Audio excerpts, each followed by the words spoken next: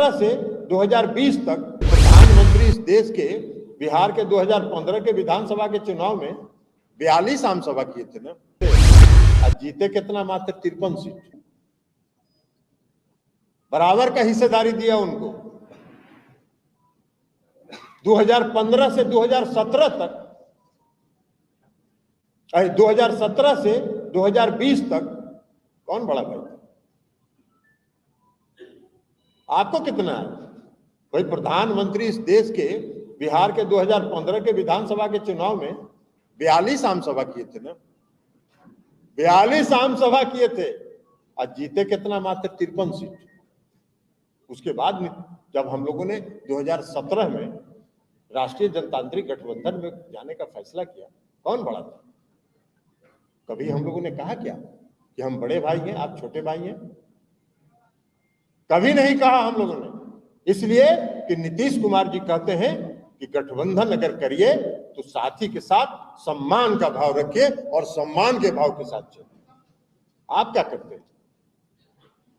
आप कौन सा धर्म का पालन करते हैं? अभी बोल रहे हैं कि बड़ा जनमत का अपमान हुआ, और 2015 में जब नीतीश जी जीते थे तो किसके गठबंधन से जीते थे? किस गठबंधन के साथ जीते थे?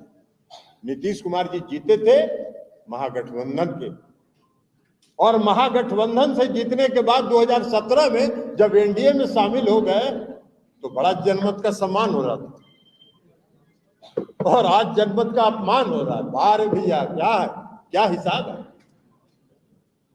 कौन सा खेल करना चाहते हैं आप? न गठबंधन धर्म का पालन करते हैं, न अटल जी अडवाणी जी ने जिन सिद्धांतों पर, नीतियों पर राष्ट्रीय जनतांत्रिक गठबंधन का निर्माण किया, न उसका पालन करते हैं। आप कर क्या रहे हैं? देश की जनता ने आपको मैंडेट दिया, देश की जनता ने आपको जो मैंडेट दिया, वो मैंडेट किस लिए दिया? भाई देश में शासन न करिए।